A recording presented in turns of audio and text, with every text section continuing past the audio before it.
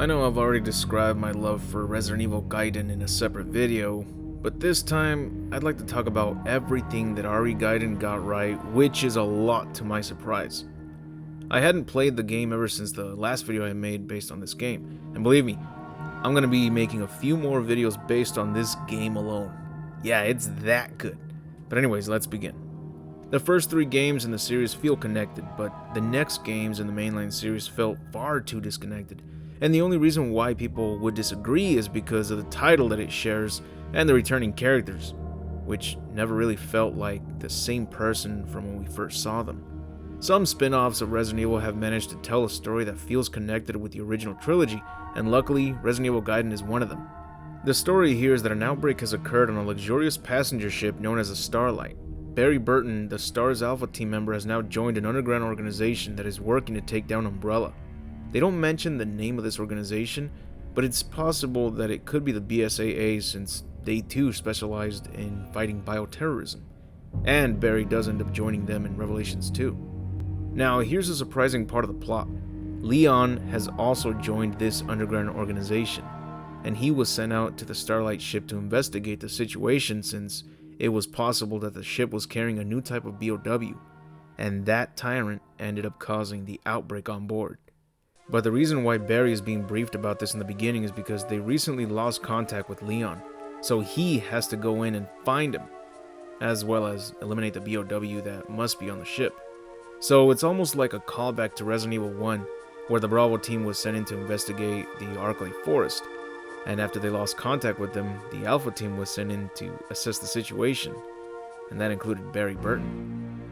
With Leon gone missing and a mysterious new tyrant on the loose, there's our mystery right there. A good Resident Evil game has to include some detective work and mystery to the story, and the intro to the game executes this flawlessly. What else does a good Resident Evil game include? Backtracking. This is something that a lot of gamers tend to hate, but it's necessary for a good RE game because it leads to tons of exploration, locked doors that lead to progressing the story, or just to give you some useful items. But one of these things that I've always liked from exploring rooms and areas in classic RE games is with the appearance of a room, because usually it tells its own story. With pre-rendered backgrounds, it makes these moments more detailed and impactful.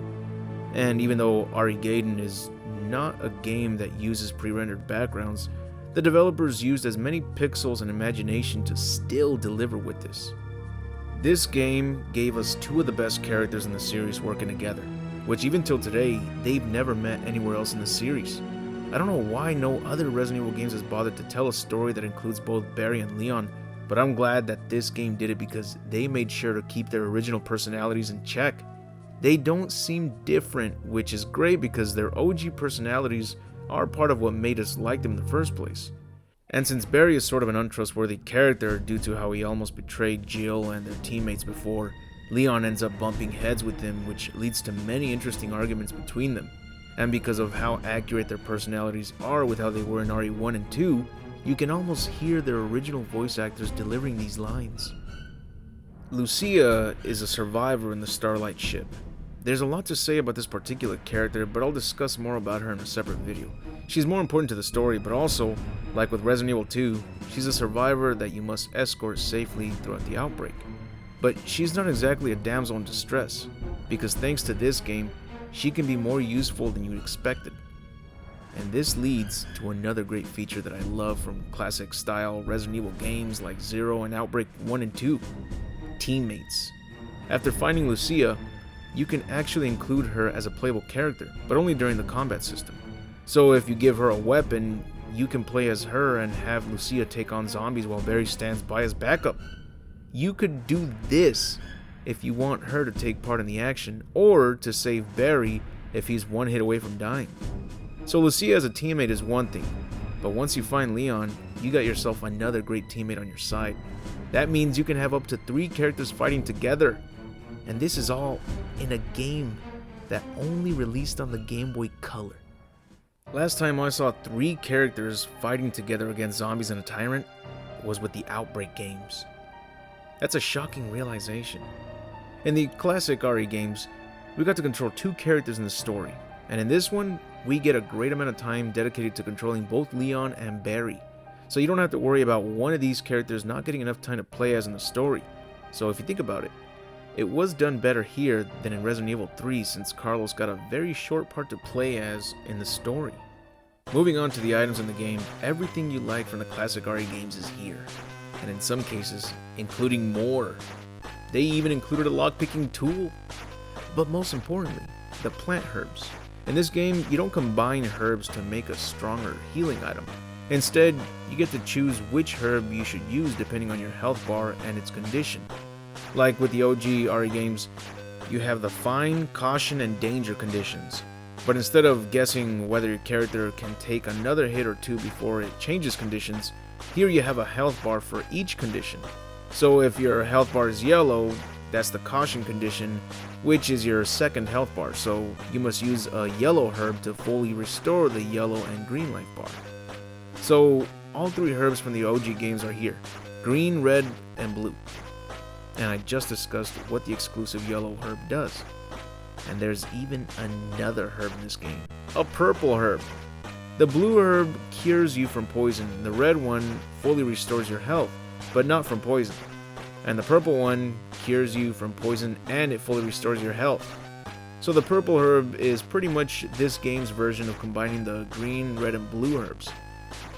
But it's still cool to see it as its own herb, and that it's purple. Another great addition to this game is a feature that was meant to be in Resident Evil 2, but only remained in the cancelled version, which is Resident Evil 1.5. The body armor. That's right. This game includes the body armor, and a variety of them. There's the Kevlar armor, the titanium armor, and the diamond armor, which is the strongest of the three, but I don't know why it's called diamond. I don't even know if I'm pronouncing it right. It's not even a word. Were they trying to say diamond or diameter? Only because the definition of that is a unit of linear measurement of magnifying power. Whatever the reason is, it's incredible that this game would include something only seen in Resident Evil 1.5. Also, you gotta love how you can give all your teammates their own body armor so they too won't take too much damage while you're switching between them during a fight. Now on to the enemies. The enemies in the game are all zombies except for the boss, which is a new type of tyrant. But even though we only get zombies as a recurring enemy, there are different types of them. Some of them are slow and easy to deal with, whereas others are not only tougher to take down, but they'll even carry a weapon which looks like a wooden cane. But it has a sharp end close to the handle, so it might be like a rusty pipe. Either way, zombies can use this from a distance, which can become a problem if you run out of ammo and need to resort to using the combat knife. Yep, another positive item that was included with the classic RE games is here, and it became more useful to me in this game than it did in the OG trilogy, mainly because I missed a lot of shots and wasted too much ammo that way. The combat system here is genius. I mean, every fight against a zombie is intense because of this combat system. The music changes to fit the tone of the scene. There is so much attention to detail with both the zombies and the environment. I can't believe how many different backgrounds I saw during the combat system. Even with encountering zombies in a room that's completely different from the rest, they end up getting their own background in the combat system, such as the library room. You only go there once, there's no other rooms that look like that, and it got its own. There's just so much attention to detail to the point that it feels like I'm playing a Game Boy Advance game, not Game Boy Color. I feel like half of what is presented in this game couldn't possibly have fit into a Game Boy Color cartridge, but it did. It's as marvelous as Resident Evil 2 making it on the Nintendo 64. I'm also surprised that this game includes a story with cutscenes. Its soundtrack includes 15 tracks, they all sound amazing in my opinion, and the game even includes blood and gore. For once, I love that the people or person in charge of rating this game must not have played through the entire game, or just enough of it to notice that it's bloody as hell, just as bloody as the classic trilogy. They rated this game T for teens, and we all know that T for teens usually excludes all blood that's shown in the game, so we got very lucky. The last thing I gotta mention that is included in the classic RE trilogy is a tyrant, and Resident Evil Gaiden delivers with this monstrous creature. And it's handled better than you'd expect. This tyrant not only shows up throughout the story, but like with Nemesis and Mr. X, it breaks through a wall and pursues you throughout certain areas of the ship. I'll talk more about this tyrant in another separate video because there's a lot more to say about it. But I just wanted to give you all examples of why this game is not just a good Resident Evil game, but a great Resident Evil game that does not butcher the story from the previous games. And it's not just some cash grab that's using the title of the game to make a quick profit.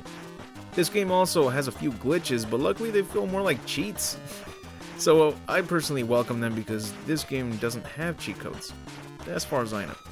It would have been amazing if they added unlockables after beating the game, but it's a GameBoy Color game, so you can't forget about the size of the cartridge, and the fact that they must have used every single kilobyte since this game is just too damn impressive. When capturing this footage, I ended up completing the game without picking up the grenade launcher and even the rocket launcher, so there's my replay value right there. Next time I can search for all the weapons and complete the game after obtaining them all.